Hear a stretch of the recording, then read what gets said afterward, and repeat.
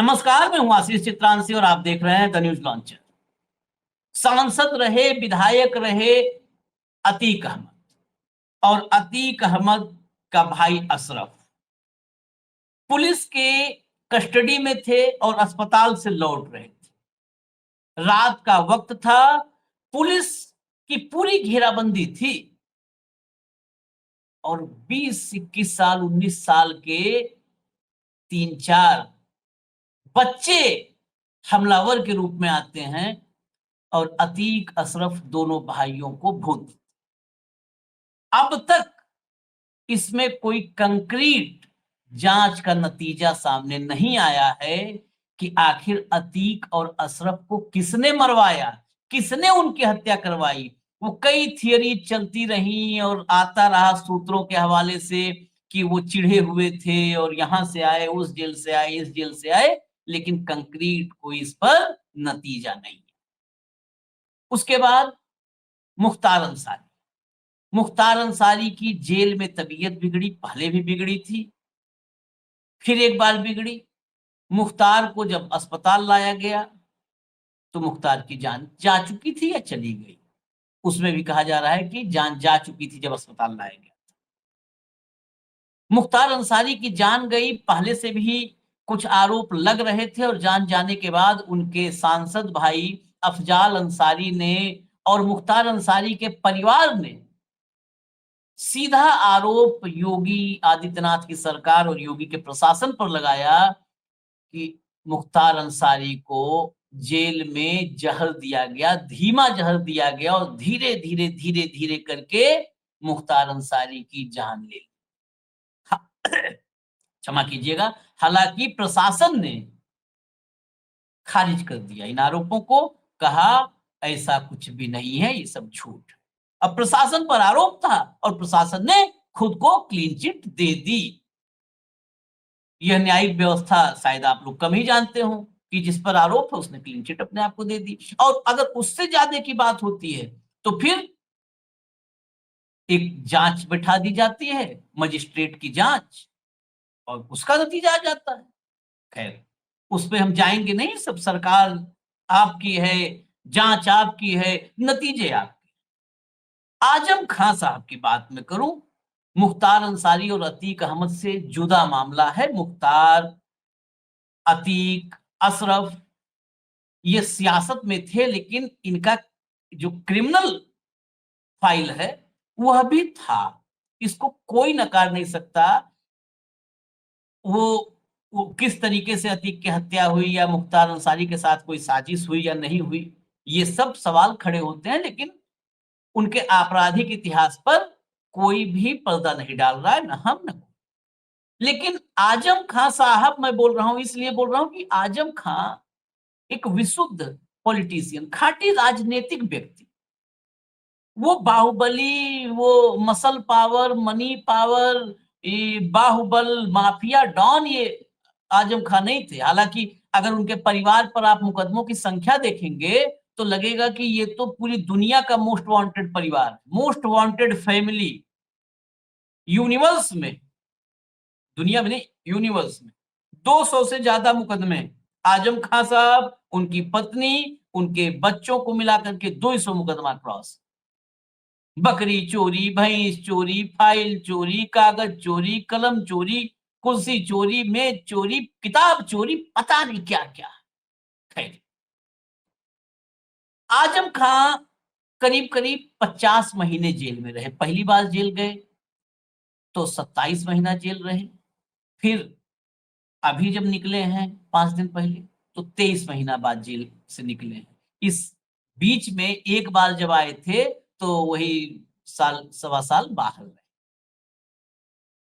आजम खान साहब, उन्होंने जब उनसे पूछा गया राजनीति में क्या करेंगे तो उन्होंने कहा अभी तो कुछ नहीं करेंगे, सबसे पहले अपनी तबीयत हम दुरुस्त करेंगे, अपनी सेहत दुरुस्त करेंगे, इलाज करवाएंगे, उसके बाद कुछ बताएंगे।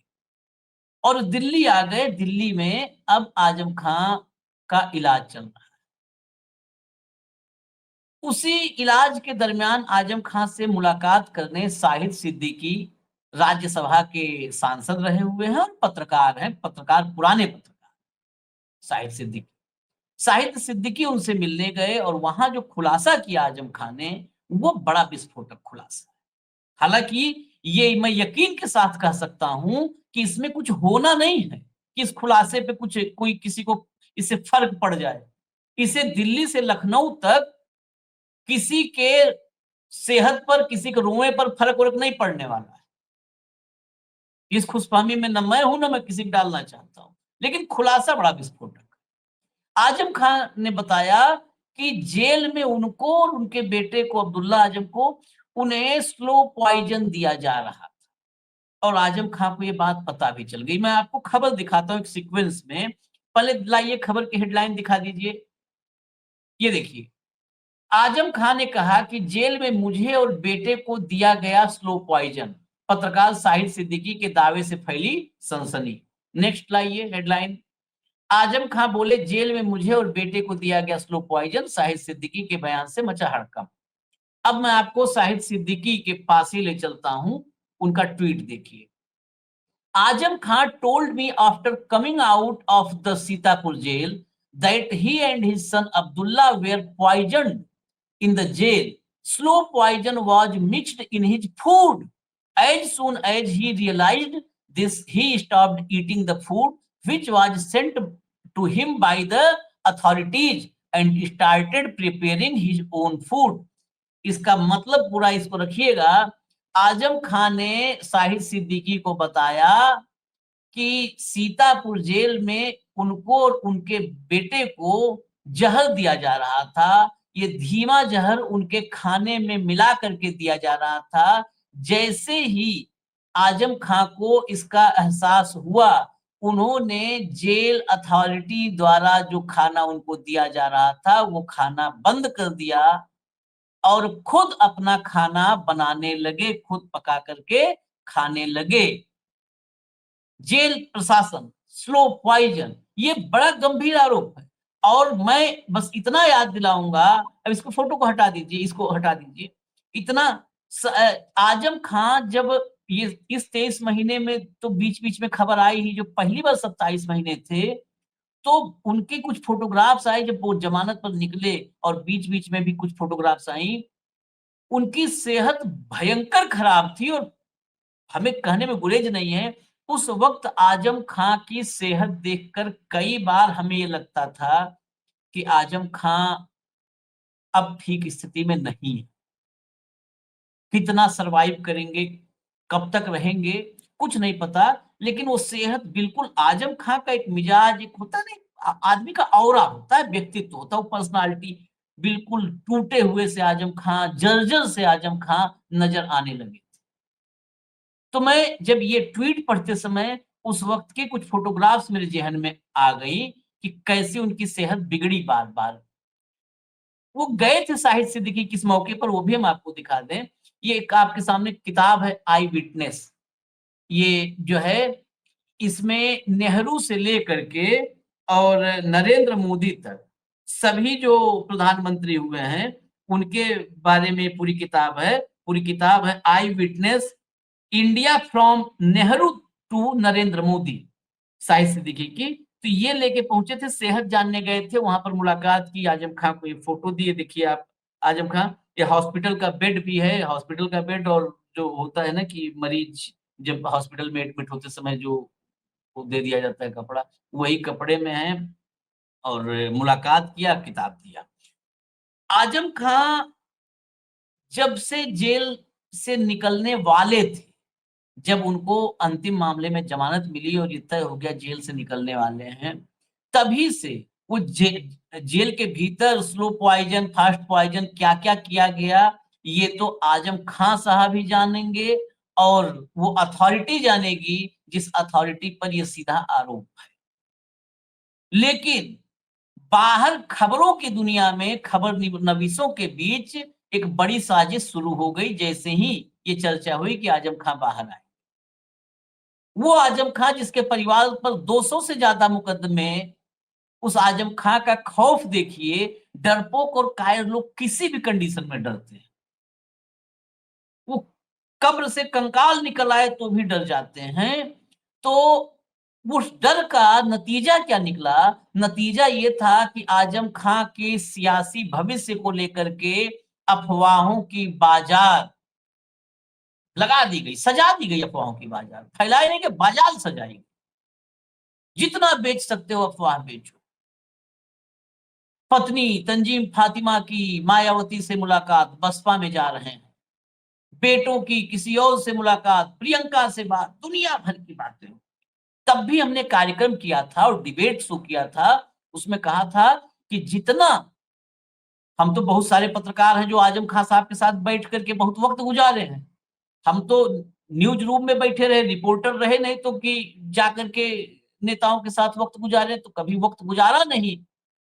लेकिन रिपोर्टरों की खबरों से देख करके बतौर संपादक जितना अपने टीवी के दिनों में आजम खां को समझा और उनकी राजनीति को समझा, व्यक्तित्व को समझा, हमने खुलेआम कहा था। इस प्रोग्राम को देख लीजिए, मैंने और भाऊ ने, अशोक वानखेड़े जी ने जो डिबेट की थी, मैंने साफ कहा था कि आजम खां को जितना मैं जानता हूं, आजम खां कहीं नहीं जाए।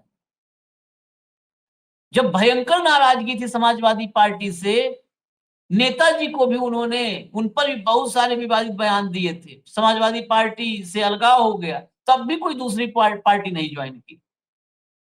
उनके लिए उस जमाने में तो तमाम पार्टियों के रास्ते खुले थे, दरवाजे खुले थे। दरवाजा क्या, पूरा पूरा दीवार ही गिरवा दिया था कि कहीं से भी आजम खां आ जाए, तब भी नहीं गए। तो अब जब उनको भी अपने सियासी भविष्य को नए सिरे से संजोना है और बनाना है, पहले बनाएंगे तब संजोएंगे। और उन पार्टियों में जाने की चर्चा जिनको अपना एक विधायक नहीं बनाने की जो है स्थिति है। एक विधायक है उमाशंकर सिंह, तो अपने बदौलत हैं, उत्तर भारत के सबसे बड़े ठेकेदारों में है, तो अपने बदौलत हैं। उसमें बहन जी भूमिका नहीं मानिएगा, अपने बदौलत उमाशंकर है। कितनी शादियां और कितना फ्रिज, कितना टीवी बंटता है, तमाम स्टोरी जो उमाशंकर अपने क्षेत्र में गरीब बच्चियों की शादी ब्याह क्या क्या करवाते हैं, तो अपने दम पर। तो वहां क्या करने जाएंगे? वहां जाने की एक ही कंडीशन हो सकती है, और आज साफ वो भी कर दूं कंडीशन। एक कंडीशन, जिस दिन आजम खां अपने पूरे जीवन की कमाई जो है, जो उनका व्यक्तित्व है, उनका ऑरा है, वो जीवन की कमाई होती है। उस कमाई को जिस दिन वो समझौते की शर्त पर लुटा दें, जिस दिन उनकी कमर टूट जाए कि अब हम नहीं लड़ पाएंगे इन लोगों से, उस दिन दिल्ली में बैठे हुए सर्वशक्तिमान व्यक्ति से समझौता वो कर लें, तभी ये मुमकिन है कि वो किसी और पार्टी में जाएं। और यह भी बता दूं, जिस दिन वो बहन जी के पार्टी, मायावती पार्टी में, या ऐसे ऐसे जगह पर, किसी सम्मानजनक जगह पे गए, ताकतवर राजनीति में तो कोई बात नहीं, लेकिन ऐसे जगह पर गए जिसकी सियासत खत्म हो चुकी है, तो आप तय मानिएगा कि 3-4 महीने, उस दिन, उस तारीख से 2-3-4 महीने के अंदर आजम खां के सारे मुकदमे खत्म हो जाएंगे। इस बात का इंडिकेशन होगा कि अब सारे मुकदमे खत्म होंगे, क्योंकि आजम खान ने अपने पूरे जीवन की पूंजी जो जुटाई थी, उसको लुटाई है, लुटा दी है उसको। हालांकि मुझे ऐसा लगता नहीं है। ये इस जब ये बातें मैं कर रहा हूं, तो रेफरेंस में मैं आपको एक बयान भी आजम खान साहब का सुनवा देता हूं, निकलने के बाद, जेल से निकलने के बाद। जो अटकलें थी अखिलेश यादव से नाराजगी, ठीक है, नाराजगी होती है बुरे वक्त में। तो हम दुनिया की बात छोड़िए, हम तो व्यवहारिक व्यक्ति हैं और व्यवहारिक पत्रकारिता भी करते हैं।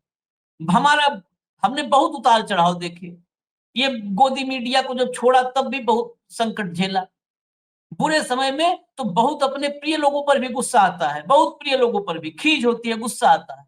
तो हो सकता है गुस्सा और खीज होना कोई बुरी बात नहीं, कि उसके लिए आलोचना, और आजम खां को हक है, अखिलेश से गुस्सा होने का अधिकार आजम खां के पास है। अखिलेश यादव उनके लिए वही प्रिय भतीजे ही है राजनीति में। अब वो बॉस है, पार्टी के सुप्रीमो है, वो तो रहेगा ही उस जगह पर सम्मान। लेकिन आजम खां के पास वो हक है कि वो अखिलेश से नाराज हो सके। वो मुलायम सिंह यादव के, वो नेताजी के साथी रहे हैं, वो समाजवादी पार्टी को बनाने वाले और खड़ा करने वाले रहे, तो उनके पास हक है नाराज हो सके। तो सुनिए इसको। नहीं, मेरी सारी नेक ख्वाहिशात उनके साथ हैं, बिल्कुल। नेताजी की औलाद हैं, हमें उतने ही अजीज हैं जितने वो नेताजी को होंगे, उतने ही हम उनसे मोहब्बत करते हैं, उनका भला चाहते हैं, उनकी सरकार चाहते हैं बने। आप समाजवादी पार्टी में रहेंगे सर? ये तय है, स्पष्ट है आपकी ओर से? ये न रहने का क्या सवाल पैदा क्योंकि होगा? ऐसी चर्चाएं, ऐसे स्पेकुलेशंस हैं कि आप नाराज हैं, बसपा से कुछ संपर्क है आपका, इस तरह की चीजें हैं, जब तक आप क्लियर नहीं अब करेंगे। बेवकूफ़ तो हूँ, इतना भी नहीं हूँ। इतने 5 बरस में एक छोटी सी कोठरी में अकेला रहता रहा, तो एहसास ही मर गया, किसी का इंतज़ार ही नहीं है। जो लोग मुझे देश भर में नहीं जानते थे वो भी जान गए। जिन लोगों को मेरे बारे में नहीं मालूम था मैं कैसा आदमी हूँ वो भी जान गए। आप यकीन करिए, मुझे पूरी दुनिया में सिर्फ एक नंबर याद था और वो था मेरी बीवी का नंबर। और मैं आपसे ईमानहू कहता हूँ कि वो नंबर भी मैं भूल गया। मैं मोबाइल चलाना भूल गया, क्योंकि 5 साल जो शख्स मोबाइल से दूर रहा हो उसे कैसे याद रहेगा? सर, अखिलेश यादव पर तो आपका नंबर होगा सर। नहीं, अखिलेश यादव पर आजम खान का नंबर तो होगा सर। मेरा बेटा, मेरे पास मोबाइल है ही नहीं। बहुत सारी चीजें समझने की कोशिश की, कुछ ही लाइन में उन्होंने सब कुछ समझा दिया और साफ कर दिया। खैर, ये बात आई है तो कि नाराजगी है, जेल में मिलने नहीं गए। समाजवादी पार्टी के तमाम जो मुस्लिम लीडर्स हैं, जो आजम खां के ही फॉलोअर हैं, वो भी ये बात जानते हैं। जरा एक बाइट है, सुन लीजिए आप, और फिर इसको खत्म करेंगे हम। चलाइए भैया। देखिए, सीतापुर जेल में माननीय आजम साहब से पुलिस और जो प्रशासन है, जेल प्रशासन, वो मिलने नहीं देता था। इस बात को कल माननीय आजम साहब ने भी कहा कि मैं जेल में था तो जेल में कितने लोगों से मुझे मिलने दिया जाता था। तो सवाल ये है कि जो लोग सवाल पूछ रहे हैं जवाब भी उन्हीं को देना पड़ेगा कि जेल प्रशासन आखिर क्यों नहीं मिलने देना चाहता था। जब लोग प्रयास करते थे तो क्यों नहीं मिल पाते थे। परिवार के लोगों के लिए भी बहुत सीमित समय था, कि इतने समय के लिए आप मिल सकते हैं। तो सवाल ये कि माननीय आजम साहब से प्रशासन द्वारा किसी को मिलने नहीं दिया जाता था, उनके साथ जुल्म और ज़्यादती हुई, किस तरह से उनको एकांत जगह पर रखा गया।